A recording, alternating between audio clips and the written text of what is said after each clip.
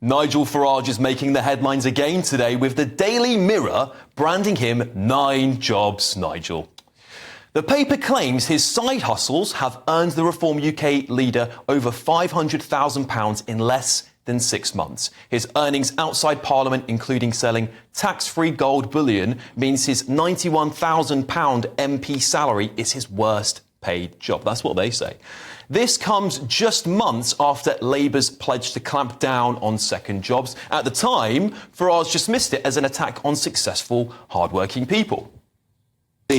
Any conflict of interest between being an MP and coming here 3 evenings a week for an hour. And by the way, if there are crucial votes, I just won't be here. I don't see any conflicts of interest whatsoever. I'd like to think that through programmes like this, what we actually do is take what's really happening in politics and bring it to a bigger audience. Yeah, well, over the last few months, left-wing campaigners have hammered Nigel over his second earnings, targeting his seat in Clacton. Take a look at this.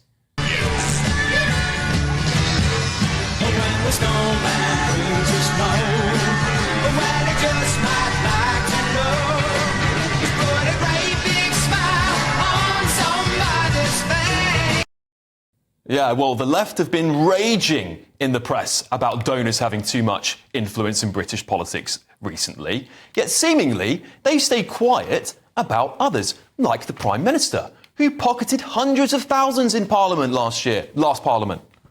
Behind some of these numbers is a human story, and it's all important sometimes just to explain what the story is. I go back to what you claimed in opposition: 4,500 on holiday accommodation, 16,000 on clothing, nearly £3,000 on glasses, over £35,000 in football, concert tickets, rugby, the races, over £17,000. You know, despite all that, I'd say the people of Clacton aren't easily fooled. They see Nigel for what he is: a proven leader who's won national elections, runs successful campaigns, and gives ordinary people a voice in his work here at GBNews. The people of Clacton are an aspirational people who applaud his success because they want the same for themselves and their families. The real question is, who would you rather see in Parliament? Career politicians who've never left the Westminster bubble, or business-savvy leaders with real-world experience? But let's get the thoughts of my panel. We have got former Labour Minister Bill Rammell, former Conservative MP Michael Fabricant, and political commentator Chloe Dobbs. Bill, I'll start with you. Why do the left constantly attack people in positions of power and aspiration? Surely Nigel Farage is an example to millions of people across the country. He's inspiring lots of young people at the moment to be better, to be bigger, to make more money. That's what we want, right? Well, let's deal with the substance of the issue. When I was an MP and a minister, it's no exaggeration, I worked about 80 hours a week. How any MP can have a second job or a third job or a fourth job whilst doing that essential work as an MP is beyond me. And, you know, the government has already made changes, for example, restricting the ability of MPs to advise on public policy. I think that's a good move. They're not actually stopping, as I understand it, within the proposals, MPs from hosting television shows, as Nigel Farage is doing. But the ultimate arbiter of what's acceptable and what's not acceptable is the electorate, and it will be the people of Clacton. And Nigel Farage, at the very least, has got questions to answer. You know, 9 jobs. Yeah, but he got a landslide in that election, right? I mean, no, he didn't. Yes, he did. He absolutely stormed it. Was he 40%? No. It was closer to 30% on a split.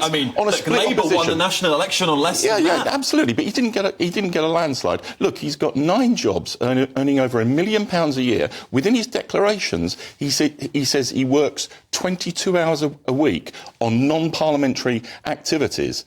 I think he's going to have to answer for that. And at the very least, there is an impression, if not a case, that the electorate in Clacton are being taken for a ride. Well, Michael, come on, look, you've been an MP as well. I mean, a lot of MPs have second jobs. Keir Starmer made a lot of money in the previous Parliament, as I said.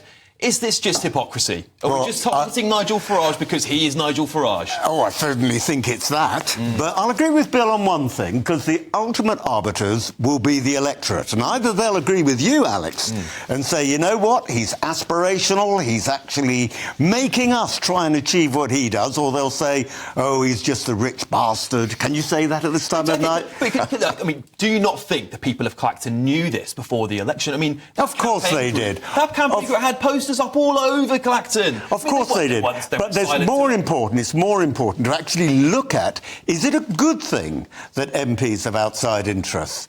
Now, you're quite right when you said, do we want monks? Do we want people who've never actually... I came in, I started off as a broadcaster on Radio 4, and then I started setting up radio and television stations in 48 countries worldwide, and I came to the House of Commons with some knowledge of business, unlike Rachel Reeves, but we won't go back to that story again. The point is, though, that I don't think there's anything wrong per se in having outside interests. In fact, it actually can help you present a strong argument in Parliament from your own personal experience, as long as it doesn't get in the way of your main job, which is representing your constituents, and your constituents will be the ones whether you are or not. Absolutely. I do have to apologise to the audience for the slight use of hoarse language there. It's after 9 o'clock. I know. We don't want to upset anybody, right? Chloe, look, you're a young person. You're about to get into the world of business. I know you're working very, very hard. You're a YouTube sensation. But, you know, looking at the MPs in the House of Commons now, do you find anyone inspiring? I mean, I look at Nigel Farage and I go, actually, that's a man who's made it in life. Even if he quit politics now, he's a very, very wealthy man. I think we should applaud those things, don't you? Absolutely. I think that we should. Of course, he needs to tend to his constituents in Clacton. And I agree with Bill that he shouldn't be stopped by Parliament from having those second jobs. It's the people of Clacton who will decide if they're happy with what he has done. At a time when we've got Rachel Reeves and the rest of the clown show in the Labour government completely wrecking the economy, I'd quite like a guy who's done well in business. Yeah. Together with Zia Youssef, Richard Tice, all great businessmen, I'm quite happy about them being in charge. All right, Bill. Listen, hang on, he hasn't done well in business. That was years ago when he was a bond trader. Yeah. These are all jobs that he's taken on because of his public profile. Well, as a bond trader, maybe he'd do a better job right now. He might know the market better than Rachel Reeves. But look, ultimately, and I'm not hair-shirt about this, I think you can take on some second jobs, but it's about proportion. Farage is now head and shoulders in terms of external earnings above any other member of Parliament within the House. And I think that is a concern. He also says, look, he's an MP and he's a party leader and he's still got 22 hours a week he can devote to external activity. That begins to stretch the bounds of credibility to me. Maybe he just organises his office well, Bill, and he's got good staff. Call it 9 jobs, but some of these are just passive income streams. So one of them but 22 hours a week? No, but one of them he's got down as only, say, 4 hours a week, for example. 4 hours a month. And he sets up passive income streams. He needs to make sure... Chloe, I mean, look, let's just... because I don't know whether the public actually care about this, if I'm being honest with you, but what I think they do care about is whether we've got donors influencing that politician or whether they're able to step away from a job and go, actually, I'm not going to do that job anymore. Like, what's the difference to the public and who do they care? I think that the people of Clacton will care if they see that Nigel Farage is completely disregarding his duties to them. I agree with that. In terms of the general public, I think they will be concerned if they don't think Nigel is putting in the work to organise the Reform Party. They really have got to pull their act together. I think they're doing a fairly good job so far, but they've got a heck of a big task ahead of them if they want Nigel in number 10 in 2029. He is not going to have time to spend half of his week on other jobs selling tax-free gold and whatnot when he's got that to run. So he's going to have to...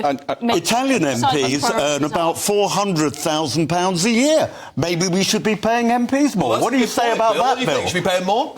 I think at 91 grand a year, it's a fair remuneration for the job. Sure. But look, you know, the issue, I think, is really about hours. And if he really wants to be Prime Minister, and I don't think that's going to happen, but if that's seriously his ambition, how on earth is he devoting 22 hours a week to other activities? And the ultimate judge will be the electorate in Clacton. And I don't know, I don't live in Clacton, but I hear a lot of stories about people in Clacton not being able to get hold of their MP. And that will begin to tell against him. All right, Michael, so should we cap hours. Is that the solution if you say you have to dedicate this amount of time to being a member of parliament, or does that go against the rules? Because they're meant to be self-employed, aren't they?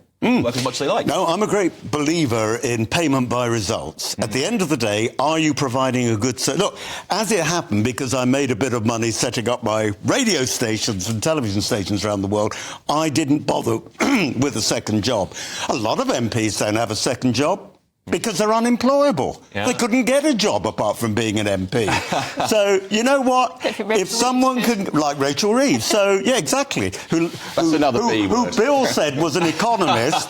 She did an economics degree. No, she lasted worked at the Bank 2 of years at the Bank of England as a junior trainee and then worked for HSBC because she was told she didn't have a future in the Bank of England. Let's be straight about that. Look, Rachel's not here to defend herself, so we can't, that may very well be true, but it may very well not be true. Chloe, listen, would you rather see career politicians in Parliament? And there's a good argument to be made, actually, for career politicians. They know Parliament inside out, they know the rules, they know how to navigate the system. Or would you, as a young person, prefer to see more aspirational people? A bit like how Elon Musk and Donald Trump's a businessman, right? We want to see more of that in British politics. I prefer to see people who have done something for themselves in the world, have experience that they can bring in. I would love to see businessmen in the cabinet. The current cabinet we've got is pretty much almost all filled with people who have just been living off the public purse their entire lives. They don't understand business, and that is starting to show now, very sadly. I do think it's good to have a few people that are young in Parliament,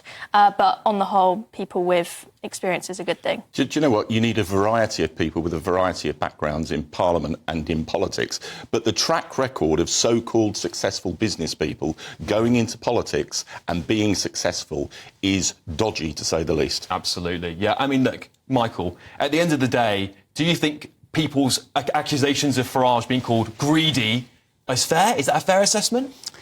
It may be fair, it may not. But you know what? I don't think anybody cares. I don't think the electorate cares. What the electorate cares about is he a good MP? And as Bill said, is he accessible to their members? Is he accessible to his constituents? That's what's important. And I think if you're doing 22 hours a week on other business and you're overseas in America a lot of the time, I struggle to see how you're accessible as a constituency. You're only jealous because he's going off to the inauguration of President Trump. Admit it. Look, personally, I'd love to see more business people in politics. Thank you, guys. We'll be back with you shortly.